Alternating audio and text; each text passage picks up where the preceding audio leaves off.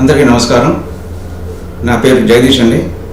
Steel ప్లాంట్లో ఉద్యోగిని, steel plant ఎంప్లాయీని, general ఫోర్మెన్గా పనిచేస్తున్నాం సెంట్రల్ ప్లాంట్ డిపార్ట్మెంటు. నా పేరు జగదీష్ అనే చెప్పే కన్నా మెడికల్ జగదీష్ అంటేనే అందరికీ సుపరిచితం. Steel plant general hospital HOD doctor Naveen గారు ఈ నెల నవంబర్ 30వ తారీఖుని పదవి విరమణ చెందుతున్నారు. ముందుగా ఆయనకి పదవి విరమణ శుభాకాంక్షలు తెలియజేసుకుంటాను. అలాగే చాలామంది మన ప్లాంట్లో ఎంప్లాయీస్ చాలా రకాలుగా ఆ డౌట్స్ అన్ని క్లారిఫై చేద్దామని మన డాక్టర్ నవీన్ గారు పక్కనే ఉన్నారు. ముందు ఆయనతో ఈ డౌట్స్ అని అడిగి క్లారిఫై చేస్తాను. డాక్టర్ గారు నమస్కారం. నమస్తే. క్రానిక్ కంప్లైంట్ ఈ డయాబెటిక్ మీద ఎక్కువ మోర్ దెన్ 50% డయాబెటిక్ పేషెంట్స్ ఉన్న ప్లాంట్ ఎంప్లాయీస్. ఇది రావడానికి కారణం ఏంటి? అంటే హెరిడిటరీయా, లేకపోతే మన ప్లాంట్లో తీసుకున్న వాటరా, లేదంటే ఆహారపు అలవాట్ల ఏంటి? డయాబెటీస్కి ఏంటంటే డెఫినెట్గా హెరిడిటరీ పిక్చర్ అన్నది ఉంది. సో సపోజ్ ఒక పేరెంట్ డయాబెటిక్ అనుకుంటే అరౌండ్ 30 to 33%. అలాగైతే ఇద్దరు parents mother and father diabetes అయితే అబౌట్ 50% ఛాన్సెస్ ఉంది. అంటే జీన్స్ దాన్ని అంటాము.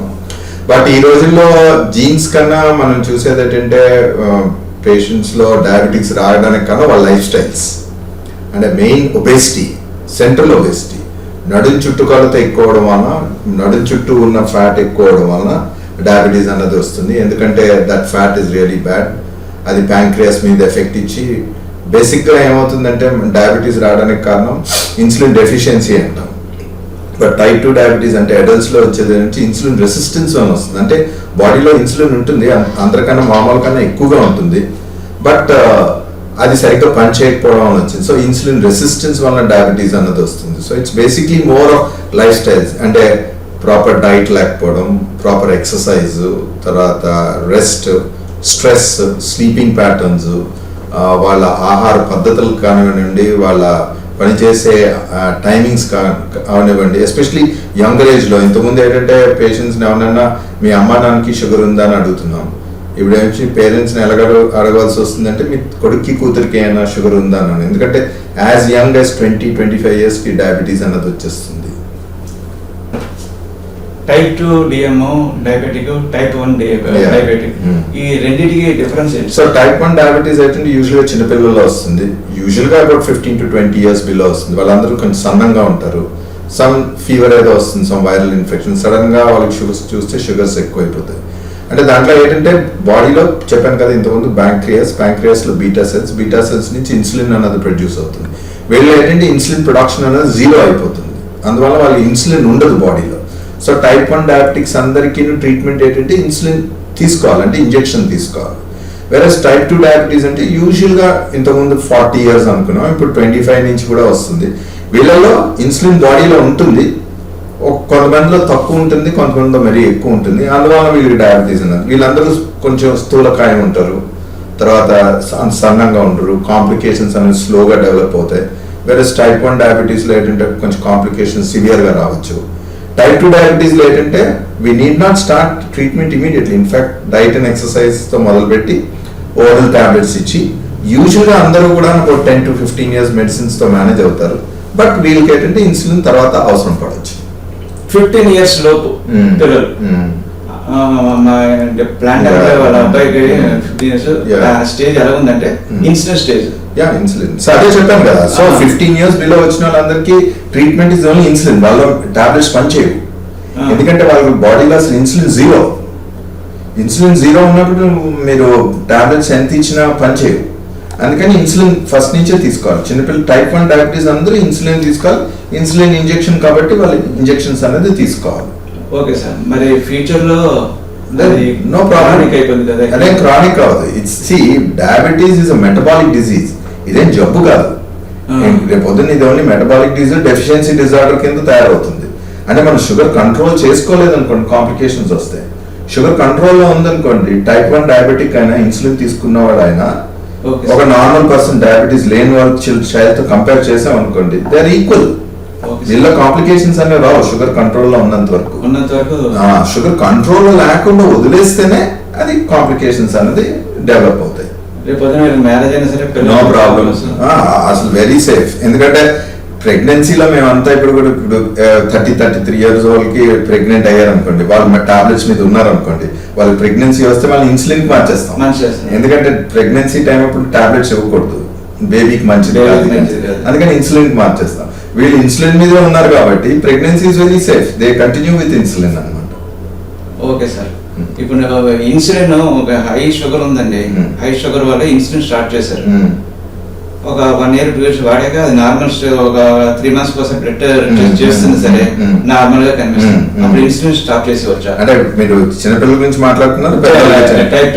టైప్ 2 లో ఏంటంటే చాలా మంది, for example any patient diabetes ఉందనుకోండి, 5 years అవ్వచ్చు, 10 years అవ్వచ్చు, ఒక హార్ట్ అటాక్ వచ్చింది, అప్పుడు టాబ్లెట్ మానేసి ఇన్సులిన్ ఇస్తాం. లేకపోతే సివియర్ ఇన్ఫెక్షన్ వచ్చింది, యూరినరీ ఇన్ఫెక్షన్ అలాంటిది, టాబ్లెట్స్ ఇంజెక్షన్ ఇస్తాం. అలాగే ఏదైనా సివియర్ వచ్చి సెప్సిస్ లోకి వెళ్ళాలి, లేకపోతే మేజర్ సర్జరీ అయినా చేస్తున్నారు, వాళ్ళకి టాబ్లెట్స్ మానేసి ఇన్సులిన్ ఇస్తాం. ఇన్సులిన్ కంట్రోల్ ఇస్తాం, వన్స్ కంట్రోల్ అయిన తర్వాత మళ్ళీ టాబ్లెట్స్ మార్చేయచ్చు. 99% ఆఫ్ ది పీపుల్ ప్రొసీజర్ ముందు టాబ్లెట్స్ వాడుతున్నారు అనుకోండి. ఎగ్జాంపుల్స్ అన్ని నేను చెప్పినవి. ఇప్పుడు ప్రెగ్నెంట్ లేడీ కూడాను ప్రెగ్నెన్సీ అయిపోయిన తర్వాత ఇన్సులిన్ మానేసి మళ్ళీ టాబ్లెట్స్ కంటిన్యూ చేస్తాం. సో వాళ్ళకి టాబ్లెట్స్ మనం పెట్టినప్పుడు పనిచేస్తుండగా మనం మానేసాం అనుకోండి, సో ఇన్సులిన్ మానేసి మళ్ళీ టాబ్లెట్స్ మాత్రం. చాలా మందికి పెద్దవాళ్ళకి కూడాను, అంటే ఈవెన్ 55-60 years వాళ్ళకి కూడా కొంతమందికి ఇన్సులిన్ స్లోగా తగ్గించి టాబ్లెట్స్ పెట్టడానికే ట్రై చేస్తాం. వాళ్ళ బాడీలో ఇన్సులిన్ ప్రొడక్షన్ కొంత ఎంతో ఉందనుకోండి, టాబ్లెట్స్ పనిచేస్తాయి. అంటే జనరల్ లో పేషెంట్ చాలా మంది ఒక నెగిటివ్ ఇంపాక్ట్ ఉంది సార్, ఇన్సులిన్ ఒకసారి స్టార్ట్ చేస్తే life long concept. Correct concept. అదేంటంటే ఇది ఎలాంటి వాళ్ళు మేబీ 10 years 15 years టాబ్లెట్స్ వాడుతున్నారు, షుగర్స్ కంట్రోల్ అవ్వట్లేదు, ఒక 6 మాత్రలు ఇచ్చాం. సో 6 మాత్రలు ఇచ్చినా కూడా మీరు టాబ్లెట్స్ ఇన్సులిన్ కంట్రోల్లో లేదనుకోండి, అంటే షుగర్స్ కంట్రోల్లో లేదనుకోండి, ఇన్సులిన్ మొదలు పెడతాం. ఇన్సులిన్ మొదలు పెట్టామనుకోండి, దాన్ని కంటిన్యూ చేయవలసి ఉంటుంది అటువంటి స్టేజ్లో. సో అప్పుడు ఇన్సులిన్ కంటిన్యూ చేయవలసి ఉంటుంది. Whereas acute problems like this, sugars well control tablets మీద సడన్ గా క్యాజువాలిటీకి వస్తారు, ఇన్ఫెక్షన్ ఎక్కువ ఉంది, ఇన్సులిన్ పెడతామంటే వాళ్ళు భయపడిపోతుంది, నాకెందుకండి ఇన్సులిన్. కానీ అక్యూట్ స్టేజ్ లో ఇన్సులిన్ ఇవ్వాలి, ఇచ్చి మళ్ళీ అక్యూట్ ఇన్ఫెక్షన్ తగ్గిపోయిన తర్వాత మళ్ళీ మాత్రలకు మార్చవచ్చు. ఏమీ లేదు ఇలాంటి సిచ్యువేషన్స్ లో. It can leads to complication, అంటే హార్ట్ అటాక్ కానీ ఇటువంటి ఛాన్స్ ఉందా?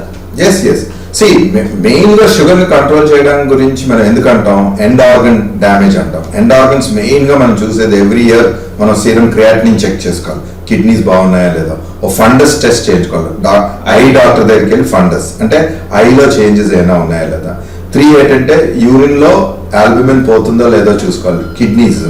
తర్వాత బ్లడ్ ప్రెషర్ కొలెస్ట్రాల్ కంట్రోల్లో ఉందా, బ్లడ్ ప్రెషర్ కంట్రోల్లో ఉంటే హార్ట్ అటాక్స్ కానీ బ్రెయిన్ అటాక్స్ కానీ రావు. 4వది నరాలు, అంటే కాళ్ళ రక్త ప్రసారం సరిగ్గా ఉందా, తిమ్మిళ్ళు మంటలు ఇలాంటివన్నీ వచ్చేది, ఇది న్యూరోపతి, నరాల ఎఫెక్ట్. సో ఇవన్నీ సిమ్టమ్స్ లేకుండా ఎవ్రీ ఇయర్ చెక్ చేయించుకుంటే కాంప్లికేషన్స్ రాకుండా ఉంటాయి. ఈ కాంప్లికేషన్స్ రాకుండా ఉండాలి అంటే ఒకటి షుగర్ కంట్రోల్లో ఉండాలి, కొలెస్ట్రాల్ కంట్రోల్లో ఉండాలి, బ్లడ్ ప్రెషర్ కంట్రోల్లో ఉండాలి. ఓకే సార్, హైపర్ టెన్షన్ కి మెయిన్ కారణాలు ఏంటి sir? Hypertension again, first the main cause of hypertension is hereditary. Parents లో ఉంటే వచ్చే ఛాన్సెస్ ఉంటుంది. నెక్స్ట్ ఏంటంటే మెయిన్ హై కొలెస్ట్రాల్స్ ఇవన్నీ ఉన్నా కూడా. Then lifestyles, again weight ఎక్కువ ఉండడము, తర్వాత సరిగ్గా స్ట్రెస్ కాంపొనెంట్. స్ట్రెస్ ఈ రోజుల్లో one of the main reason blood pressure, high blood pressures is stress. సరిగ్గా పడుకోకపోవడం, టైంకి పడుకోకపోవడం, సరిగ్గా తినకపోవడం, ఇవన్నిటి వలన కూడాను blood pressure, lifestyles and these are the reason. ఇదేంటంటే దీన్ని ఇడియోపతిక్ అంటాం, దీని కాజ్ తెలియదు. వేరే సెకండరీ హైపర్ టెన్షన్ ఉంటుంది కొంతమందిలో. కొంతమందికి కిడ్నీస్ క్రియాటినిన్ 3 ఉంటుంది, 4 ఉంటుంది. అలాంటప్పుడు నుంచి వాళ్ళ బ్లడ్ ప్రెషర్ చాలా ఎక్కువ ఉంటాయి, కంట్రోల్లో ఉంది. దాన్ని what we call is renal hypertension, అంటే కిడ్నీ వలన వచ్చిన blood pressure. Secondary hypertensions చాలా కాజెస్ ఉన్నాయి, 5% ఆఫ్ ది కాజెస్. వాటిని ఐడెంటిఫై చేసి మనం కంట్రోల్ చేస్తే బ్లడ్ ప్రెషర్ కంట్రోల్లోకి వస్తుంది. ఓకే సార్, ఇప్పుడు పెద్ద బర్నింగ్ ఇష్యూ ఏంటంటే చాలా మంది చిన్న వయసు నుంచి కూడా ఒక 35 years నుంచి స్టార్ట్ అయిపోయింది. ఇందాక ఏంటంటే 50+ లో వచ్చేది. దాన్ని ఏమంటారంటే బ్రెయిన్ స్ట్రోక్, అంటే మన మెడికల్ టెర్మినాలజీ ప్రకారంగా సివిఏ. ఇప్పుడు ఎక్కువగా ఈ సివిఏ కంప్లైంట్ వస్తున్నాయి సార్. ఈ సివిఏ కంప్లైంట్ రావడానికి ప్రధాన కారణాలు ఏంటి, దానికి రెమెడీస్ ఏంటి? That's good. సో ఇప్పుడు అంతా కూడా ఎక్కువగా మనం డయాబెటీస్, ప్రీ డయాబెటీస్ గురించి ఎక్కువ మాట్లాడారు. ఎందుకంటే ఇండియాలో ప్రీ డయాబెటీస్ చాలా మంది ఉన్నారు. వీళ్ళందరూ డయాబెటీస్ కింద 10 to 15% ఎవ్రీ ఇయర్ కన్వర్ట్ అయిపోవచ్చు షుగర్ వచ్చేటట్టు అని. అదేవిధంగా ప్రీమెచ్యూర్ కొరోనరీ ఆర్టరీ డిజీజ్ అన్నది ఇప్పుడు major thing. And in fact India is the leader of premature coronary artery disease. ఎందువల్ల ఈ రోజుల్లో ప్రీమెచ్యూర్ కొరోనరీ ఆర్టరీ డిజీజ్ ఎక్కువ రావడానికి కారణం ఇండియాలో first it's again down to lifestyle, obesity, weight ఎక్కువ ఉండడం, ల్యాక్ ఆఫ్ ఎక్సర్సైజ్, అసలు సరిగ్గా ఎక్సర్సైజ్ చేయకపోవడం వలన. Third is genetic factors. So ఈ జెనెటిక్ ఫ్యాక్టర్స్ అనేది చూసుకోవాలి. ఇప్పుడు మన ఫాదర్కి హైపర్ టెన్షన్ ఉండి కొరోనరీ ఆర్టరీ డిజీజ్ ఉందనుకోండి, వాళ్ళలో కొన్ని మార్కర్స్ ఉంటాయి, లిపోప్రోటీన్ ఏ అని కానీ లేకపోతే హోమోసిస్టీన్ అని కానీ ఇలాంటివన్నీ చెక్ చేసుకుంటారు ఉండాలి.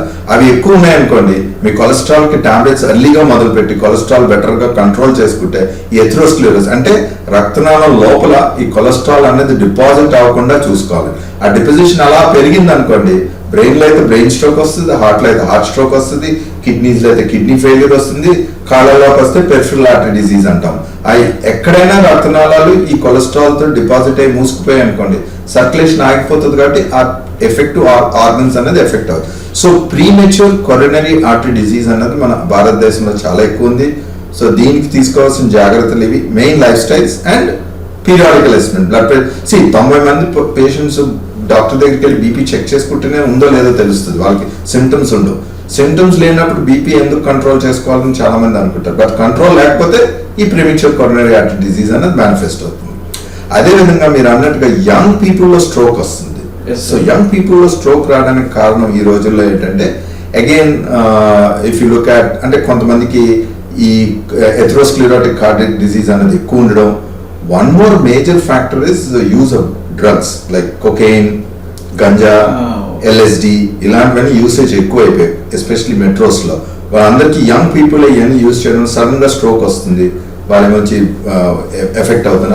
అలాగే ఆల్కహాలిజం కానీ, khaini, tobacco usage is so high, అంటే ఆల్ ఫార్మ్స్లో. ఇంతకుముందు మనం బీడీలు ఈ ఖైనీ అనుకుంటున్నాం, కానీ చాలా రకాలు వచ్చాయి ఇప్పుడు ఈ టొబాకో యూసేజ్. ఆ టొబాకో యూసేజ్ వలన, ఈ స్మోకింగ్ వలన, ఆల్కహాల్ వలన ఈ కొరోనరీ ఆర్టరీ డిసీజ్ అనేది పెరిగిపోతుంది. సార్ ఎక్కువగా ఈ సీజర్స్ అని కంప్లైంట్ వస్తుంది సార్. సీజర్స్ అంటే ఫిట్స్ అది ఎక్కువగా చిన్నపిల్లలను వస్తుంది, పెద్దవాళ్ళకు కూడా వస్తుంది. ఈ సీజర్స్ అంటే ఏంటి, దాన్ని తీసుకోవాల్సిన రెమెడీస్ ఏంటి, ఈ సివిఏకి సీజర్స్కి? సీజర్స్ అంటే మీరు ఎలా కరెక్ట్ గా చెప్పాలి ఏంటంటే, మన బాడీ అంతా కూడా ఒక ఎలక్ట్రికల్ నెట్వర్క్ తో కనెక్ట్ అయింది.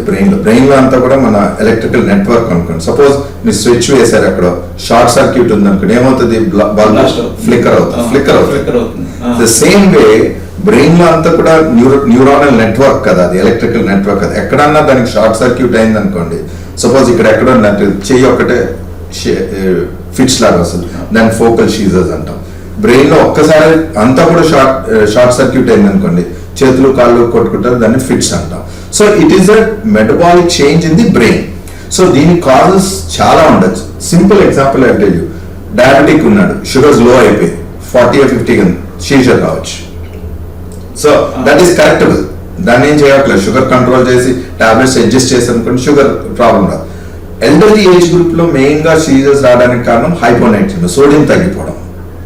సో దీని మెటబాలిక్ కాజెస్ అంటాం. సోడియం తగ్గిపోవచ్చు, పొటాషియం తగ్గిపోవచ్చు, గ్లూకోజ్ తగ్గిపోవచ్చు, క్లోరైడ్ తగ్గిపోయి metabolic acid. These are metabolic causes of seizures. ఇవన్నీ కరెక్ట్ చేస్తే ఆ సీజర్స్ కంట్రోల్ అయిపోతుంది. That is one. Second thing is stroke. Brain stroke, elderly పీపుల్లో బ్రెయిన్ స్ట్రోక్ వచ్చింది అనుకోండి, సీజర్స్ రావచ్చు. సో బ్రెయిన్ స్ట్రోక్ కి మనం ట్రీట్మెంట్ ఇచ్చామనుకోండి, సీజర్స్ కంట్రోల్ అయిపోతాయి. చిన్నపిల్లల్లో సీజర్స్ వచ్చిందంటే సమ్ ప్రాబ్లం, అంటే ట్యూమర్ అవ్వచ్చు, ఒక ఎన్యూరిజం లాగా అవ్వచ్చు, బ్రెయిన్ లో స్ట్రక్చరల్ ప్రాబ్లం. అండ్ ఇవన్నీ న్యూరానల్ నెట్వర్క్ అన్నాం కదా, దాంట్లో ఎక్కడన్నా ఏదన్నా చిన్నది గ్యాప్ వచ్చింది అనుకోండి, అది ఫ్లిక్కరింగ్ మనది మొదలు పెడుతుంది.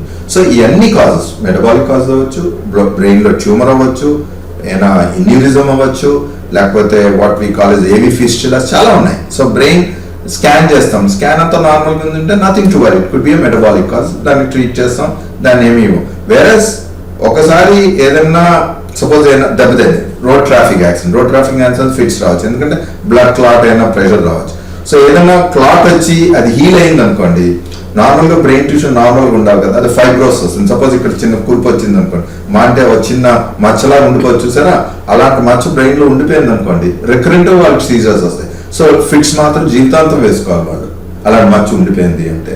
అలాంటి మచ్చలు లేవు అనుకోండి, maybe 1 month, 3 months, 6 months, 5 years medicines వాడి ఆపచ్చు సీజర్స్ ఫిట్స్ కి. సార్ ఇదే ఇలాంటిదే సివిఎస్ సీజర్స్ లాంటిదే అబౌవ్ 50+ ఏజ్ వాళ్ళకి అల్జీమర్స్ అనే ఒక కంప్లైంట్ వస్తుంది. Alzheimer's is again degenerative disease. ఇప్పుడు మనం తల పండిపోయింది, తెల్లగా అయింది, దుమ్ములు అరిగిపోయి ఆస్టియోఆర్థరైటిస్ అంటాం.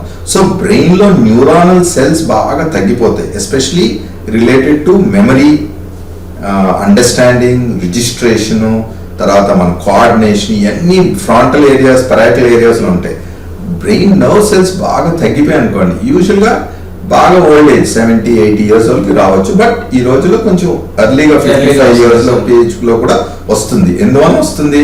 ఎన్విరాన్మెంటల్ ఫ్యాక్టర్స్ వల్ల అంటున్నారు, మెడిసిన్స్ వల్ల అంటున్నారు, చాలా కాజెస్ ఉన్నాయి. But what ever it is, brain లో మనకు 1 million cells ఉండాలనుకోండి, సగానికి 6 million తగ్గిపోయింది అనుకోండి, ఆటోమేటిక్గా అల్జీమర్స్ అనేది మేనిఫెస్ట్ అవుతుంది. Degenerative disease. దాన్ని ఎర్లీగా ఐడెంటిఫై చేసి ఏదో మెడికేషన్ వాడమే తప్ప దాని అల్జీమర్స్ ని పర్మనెంట్ క్యూర్ అన్నది ఏమీ లేదు. ఉండదా సార్? పర్మనెంట్ సొల్యూషన్ లేదు. థ్యాంక్ యూ సార్ డాక్టర్ గారు. ఇంకొకటి ఈ మధ్యన ఎక్కువగా వింటుంది డెంగ్యూ సార్. డెంగ్యూ చాలా ఫ్రీక్వెంట్ గా కంప్లైంట్ వింటున్నాను. అయితే ఆ డెంగ్యూ లక్షణాలు ఏంటి, డెంగ్యూ ఎందుకు వస్తుంది, దానికి రెమెడీస్ ఏంటంటే మెయిన్ థింగ్ మన ప్లేట్లెట్ కౌంట్ బాగా ప్లేట్లెట్ కౌంట్ తగ్గిపోతుంది. అదే ప్లేట్లెట్ ఎంతవరకు దాన్ని ఏ విధంగా ఇంక్రీజ్ చేయొచ్చు, ఎంత తగ్గితే రిస్క్ ఉంటుంది, దానికి రెమెడీస్ కూడా సార్. సో యూజువల్ గా ఇప్పుడు of course dengue last year కానీ ఈసారి కొంచెం ఎక్కువైంది, ఎందుకంటే బేసిక్లీ రెయిన్స్ ఎక్కువ ఉండడం వల్ల. రెయిన్స్ ఎక్కువైతే వాటర్ లాగింగ్ ఉంటుంది, వాటర్ లాగింగ్ అంటే మస్కిటోస్ బ్రీడ్ అవుతాయి, మస్కిటోస్ బ్రీడ్ అయితే మీకు డెంగ్యూ కానీ చికెన్ గున్యా కానీ రెండింటి ఫీవర్స్ రావచ్చు. ఈ సంవత్సరం రెండు కూడా చాలా ఎక్కువ ఉన్నాయి. దోమల వల్ల it's only due to mosquito bite, అంతేగాని ఇంకేమీ కాదు. సో మస్కిటో బైట్ వల్ల వస్తుంది. సో అందుకని ఒక ఫ్యామిలీలో ఒకరికి వచ్చిందంటే యూజువల్ ఫ్యామిలీ అందరికీ వచ్చేస్తుంది అనమాట, అతను కుట్టి ఇంకో దగ్గరికి కుట్టుతుంది కాబట్టి సో డెఫినెట్ గా అందరికీ వస్తుంది. సో డెంగ్యూ లక్షణాలు ఏంటంటే usually high grade fever, severe headache, eye pain, లాగుతుంది, కనుగుడ్లు లాగుతున్నాయి అంటారు, కొంచెం మైల్డ్ జాయింట్ పెయిన్స్ ఉంటాయి, ర్యాష్ వస్తుంది బాడీ మీద, బాడీ ర్యాష్. ఎస్. అండ్ ఇవన్నీ కూడా it's viral infection, usually symptomatic treatment, పారాసెటమాల్తో ఫీవర్ కంట్రోల్ చేయి, ఫ్లూయిడ్ మెయింటైన్ చేయి, అడెక్వేట్గా ఫ్లూయిడ్స్ తీసుకుంటే, రెస్ట్ తీసుకుంటే యూజువల్గా 90 to 95% of the people will recover. Only 5% people హాస్పిటల్కి వస్తారు. ఏ విధంగా వస్తారు? వాళ్ళు సివియర్ వీక్నెస్తో వస్తారు, ఎందుకంటే బీపీ పడిపోతుంది, వాళ్ళ హార్ట్ రేట్స్ కొంచెం తగ్గుతాయి, హార్ట్ రేట్స్ 60కి 50కి తగ్గిపోతుంటుంది అన్నమాట. యూజువలీ ఫీవర్ తగ్గే టైంలో అందరూ ఏమవుతుందంటే బాగానే ఉంది కదా తిరిగేస్తారు. ఈ డెంగ్యూ పీపుల్ తిరిగితే ఏమవుతుందంటే వాళ్ళ బీపీ తక్కువ ఉంటుంది, హార్ట్ రేట్ తక్కువ ఉంటుంది, సో కళ్ళు తిరిగి పడిపోయే ఛాన్సెస్ ఉంది. చాలా మంది డెంగ్యూ పేషెంట్స్ బాత్రూంలోకి వెళ్ళి పడిపోయిన వాళ్ళు తిరిగి వచ్చాక ఫ్లూయిడ్స్ ఇచ్చి 2 points ఆఫ్ ఫ్లూయిడ్స్ ఇవ్వగానే లేచి తిరుగుతారు, ఎందుకంటే వాళ్ళు బ్లడ్ ప్రెషర్స్ అనేది తగ్గి. సో లిక్విడ్స్, ఫ్లూయిడ్స్ అనేది ఎక్కువ అప్రోప్రియేట్ గా తీసుకోవడం అనేది ఇంపార్టెంట్. ట్రీట్మెంట్ అదే, ఎంత స్పెసిఫిక్ గా యాంటీబయాటిక్స్ కానీ యాంటీవైరస్ కానీ డెంగ్యూ అనేది లేదు. The second thing is platelets డెంగ్యూలో అందరిలోని తగ్గుతాయి. సో 1,00,000 అన్నది 50కి తగ్గింది అనుకో, నథింగ్ టు వరీ. 50 అన్నది 25 వరకు తగ్గింది, నథింగ్ టు వరీ. యూజువల్ గా బిలో 20,000 ప్లేట్లెట్ కౌంట్ వెళ్తే మనం జాగ్రత్తగా ఉండాలి. ఇదేంటంటే పేషెంట్ బాగానే ఉన్నారు, ఎక్కడి నుంచి బ్లీడింగ్ ఏం లేదు, పళ్ళల్లోంచి రక్తం కానీ, మోషన్లో రక్తం కానీ, యూరిన్లో రక్తం కానీ ఏమీ లేనప్పుడు, పేషెంట్ బీపీ బాగానే ఉన్నప్పుడు, ఫీవర్ ఏం లేనప్పుడు అబ్జర్వ్. యూజువల్గా 24 to 48, 72 hours లో ప్లేట్లెట్స్ దానంతా అదే పెరుగుతాయి. దాన్ని మనం ప్లేట్లెట్స్ బయట నుంచి ఇవ్వడం అన్నది చాలా మందికి ఇంకా ప్లేట్లెట్స్ తగ్గిపోతున్నాయి కానీ డాక్టర్ మీద ప్రెషర్ ఇంకా పడిపోతుంది, 50 నుంచి 20 పడిపోయి, 20 నుంచి 15 పడిపోయాను. పేషెంట్ బాగానే ఉన్నాడు, నడుస్తున్నాడు అనుకోండి, మనం ఏం చేయక్కర్లేదు, అబ్జర్వ్ చేస్తే ఆటోమేటిక్గా పెరుగుతుంది. అదే సిగ్గా ఉన్నాడు అనుకోండి, ఫీవర్ ఎక్కువ ఉంది, వామిటింగ్స్ అయిపోతున్నాయి, సివియర్ అబ్డామినల్ పెయిన్ ఉంది, అలాంటి వాళ్ళని అబ్జర్వ్ చేసి ఇమీడియట్ గా ప్లేట్లెట్ అనేది ఎక్కించాలి. 20,000 కన్నా తగ్గితే, లేకపోతే ఎక్కడి నుంచైనా బ్లీడింగ్ ఉంటే, ఎక్కడి నుంచైనా బ్లీడింగ్ ఉన్నా, లేకపోతే సివియర్ అబ్డామినల్ పెయిన్ ఇలాంటి సిమ్టమ్స్ ఉంటేనే ప్లేట్లెట్స్ ఇవ్వాలి. ఎందుకంటే మనం ప్లేట్లెట్స్ ఇవ్వడం వల్ల డిసడ్వాంటేజ్ ఉంది. ఇది ఏమవుతుంది, ఇక్కడ బాడీలో ప్లేట్లెట్స్ అన్ని ప్రొడ్యూస్ అవుతున్నాయి, కానీ ఈ వైరస్ వల్ల ఏంటంటే తయారైన ప్లేట్లెట్స్ అన్ని వెంటనే డిస్ట్రాయ్ అయిపోతున్నాయి. దానికి ఒక ఇమ్యునోగ్లోబులిన్ అటాచ్ అవుతుంది, ఈ వైరస్ డిస్ట్రాయ్ చేసేస్తుంది, స్ప్లీన్ డిస్ట్రాయ్ చేస్తుంది. సో బయట నుంచి మీరు ప్లేట్లెట్స్ ఇచ్చారనుకోండి, వాటిని కూడా డిస్ట్రాయ్ చేసేస్తుంది ఈ వైరస్. సో మీరు బయట నుంచి ప్లేట్లెట్స్ 40 ఉన్నప్పుడు ఇచ్చారనుకోండి, ఆటోమేటిక్గా అది ఇంకా తగ్గిపోవచ్చు. ఎందుకంటే ఇచ్చిన ప్లేట్లెట్స్తో పాటు బాడీలో ఉన్న ప్లేట్లెట్స్ కూడా తగ్గిపోతాయి. సో అందుకని వీలైనంత మటుకు ప్లేట్లెట్స్ ఇవ్వకుండా ఉండాలని మేము ప్రయత్నిస్తాం, మేము ఫాలో అయ్యే సిస్టమ్ అది. బట్ పేషెంట్స్ యాంగ్జైటీ అన్ని ఎక్కువ ఉండడం వల్ల చాలా మటుకు ప్లేట్లెట్స్ ట్రాన్స్ఫ్యూజన్స్ ఎక్కువ అవుతున్నాయి, which is not necessary. And platelets ఇవ్వడం వల్ల చాలా సైడ్ ఎఫెక్ట్స్ ఉన్నాయి. సో అది కూడా తెలుసుకోవాలి. ప్లేట్లెట్స్ ఇవ్వడం అన్నది అంత మంచిది కాదు, ఇఫ్ నాట్ రిక్వైర్డ్. సార్ ఇంకో అదే ప్లేట్లెట్ తగ్గిపోయినప్పుడు ప్లేట్లెట్స్ ఎక్కించాలని చెప్పారు కదా, ఆ ప్లేట్లెట్ ఎక్కించినప్పుడు గ్రూప్ ఏమైనా చూస్తారా? ఏ గ్రూప్ అయినా ప్లేట్లెట్ ఎక్కించవచ్చు? యూజువల్గా బ్లడ్ బ్యాంక్ వాళ్ళు అవన్నీ చూసుకుంటారు. గ్రూప్ అన్నది అంత అవసరం లేదు, ఎందుకంటే ఎస్డిపి కాబట్టి మనం ఏమొచ్చి రెడ్ బ్లడ్ సెల్స్ ఇవ్వట్లేదు కాబట్టి అవసరం లేదు. సింగిల్ డోనర్ ప్లేట్లెట్ తీసుకున్నప్పుడు మటుకు స్పెసిఫిక్ గ్రూప్ అడుగుతారు, లేకపోతే group is not very specific. And ఇదేంటంటే ప్లాస్మా తీస్తాం, రెడ్ బ్లడ్ సెల్స్ తీసేస్తాం కదా, తీస్తాం కానీ ఓన్లీ ప్లాస్మా ఇస్తాం కాబట్టి అది అక్కర్లేదు. బట్ ప్లాస్మా ఇచ్చినప్పుడు కొంచెం రియాక్షన్ ఎక్కువ ఉంటుంది, ఎందుకంటే ఏదైనా ప్లాస్మా ఇస్తాం కొంచెం దోదలు అలాంటివన్నీ రావచ్చు ఈ ప్లేట్లెట్స్ ఎక్కించినప్పుడు. Nothing to worry. ఒక యాంటీడోట్ లైక్ హైడ్రోకార్టిజోన్ అనేది ఇస్తే కంట్రోల్ అయిపోతుంది. ప్రతి హాస్పిటల్ కూడా వింటున్నాను, ఆ ప్లేట్లెట్ ఎక్కిస్తే బ్లడ్ పేషెంట్ ఏ గ్రూప్ అయితే ఉందో సేమ్ బ్లడ్ గ్రూప్.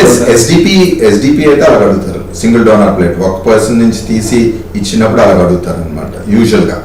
లేకపోతే అంత స్పెసిఫిసిటీ ఏమీ లేదు, ఎందుకంటే ఇప్పుడు మేము ప్లేట్లెట్స్ అడుగుతారు, ప్లేట్లెట్స్ అడిగినప్పుడు we don't test the blood group, blood చేయడానికి అవ్వదు కదా, అవసరం లేదు అది. సార్ డెంగ్యూ పాజిటివ్ వచ్చినప్పుడు ఆక్సిజన్ ఎస్పీఓ ఏమైనా తగ్గుతుందా? యా, డెంగ్యూ పాజిటివ్ అయినప్పుడు బికాస్ ఆఫ్ సెప్సిస్ వల్ల ఆక్సిజన్ తగ్గుతుంది తప్ప ప్లేట్లెట్స్ తగ్గడం వల్ల ఆక్సిజన్ లెవెల్స్ తగ్గదు. సార్ ఇంకోటి సెప్టిక్ షాక్ అంటే ఏంటి? సెప్టిక్ షాక్ అంటే ఏదైనా ఆర్గన్స్, అంటే మన బ్లడ్ ప్రెషర్ ఉంది, బ్లడ్ ప్రెషర్ 120/70 ఉండాలి, అది బిలో 90/70, ఫ్లూయిడ్స్ ఇచ్చినా కూడా పైకి పెరగట్లేదు. సో సెప్టిక్, దాన్ని షాక్ అంటాం. అంటే బ్లడ్ ప్రెషర్ ఇంప్రూవ్ అవ్వకపోతే ఫ్లూయిడ్స్ ఇచ్చినా కూడా, లేకపోతే ఏదో నార్ ఎడ్రినల్ కానీ ఎడ్రినల్ కానీ ఇవన్నీ ఇచ్చినా కూడా బ్లడ్ ప్రెషర్ ఇంప్రూవ్ అవ్వట్లేదు. ఎందుకు ఇంప్రూవ్ అవ్వట్లేదు? Because of infection. ఆ ఇన్ఫెక్షన్ ఏంటంటే lot of what you call inflammatory markers, inflammation ఇవి ఎక్కువ ఉండడం వల్ల బీపీ అనేది ఇంప్రూవ్ అవ్వట్లేదు. సో బీపీ ఇంప్రూవ్ అవ్వకపోయినప్పుడు ఒక ఆర్గన్ కానీ 2 ఆర్గన్ కానీ 3 ఆర్గన్ కానీ ఎఫెక్ట్ అవ్వచ్చు. Depending upon that we say multi organ dysfunction అనమాట, MODS అని. సపోజ్ బీపీ తగ్గిపోయి కిడ్నీ క్రియాటినిన్ పెరిగిపోయింది, సింగిల్ ఆర్గన్. లంగ్ లో ఫ్లూయిడ్ చేరిపోయి బికాస్ ఆఫ్ డెంగ్యూ ఆయాసం వచ్చింది అనుకోండి, ఏదైనా ఆక్సిజన్ అవసరం ఉండి వెంటిలేటర్ సపోర్ట్ 2 ఆర్గన్స్. హార్ట్ ఏమొచ్చి ఇర్రెగ్యులర్ అయిపోయి heart beat irregular, pumping action తగ్గిపోయింది అనుకోండి, 3rd ఆర్గన్. బ్రెయిన్ ఎఫెక్ట్ అయ్యి బ్రెయిన్ ఏమొచ్చి అన్కాన్షియస్ అయిపోయి రెస్పాండ్ అవ్వట్లేదు అంటే 4 ఆర్గన్స్. సో 1 ఆర్గన్ అయితే 30%, 2 ఆర్గన్ అయితే 50%, 3 ఆర్గన్స్ అయితే 90 to 95% ఛాన్సెస్ ఆఫ్ సర్వైవల్ అంటాం. అంటే ఆర్గన్ ఎఫెక్ట్ అయిన బట్టి మనం ప్రోగ్నోసిస్ చెప్తా ఉన్నాం, ఓకే దీనికి ఛాన్సెస్ ఆఫ్ రికవరీ ఇంత ఉంది అని sir. Okay sir, last but not least ఒక క్వశ్చన్ సార్. ఎక్కువ మంది హార్ట్ పేషెంట్స్ కాకపోయినా సరే, హార్ట్ కంప్లైంట్ లేకపోయినా సరే, ఎక్కువగా బాత్రూమ్ లోకి వెళ్ళి ఎక్కువ పర్సెంటేజ్ చూస్తున్నాను, అంటే ఏజ్డ్ పర్సన్స్ అబౌవ్ 60-70%. కరెక్ట్ గా బాత్రూమ్కి వెళ్ళాక స్ట్రోక్ రావడం, ఆల్మోస్ట్ సివియర్ స్ట్రోక్ రావడం, అక్కడే చనిపోవడం అనేది జరుగుతుంది. అంటే హార్ట్ స్ట్రోక్ అంటున్నారా, brain stroke? Heart stroke. 60-65 years లో this is all known. And ఇంకోటి ఏంటంటే బ్రెయిన్ స్ట్రోక్స్ కానీ ఈ హార్ట్ అటాక్స్ కానీ usually in the middle of the night early అవర్స్లో ఎక్కువ అవుతాయి because of some neurological changes.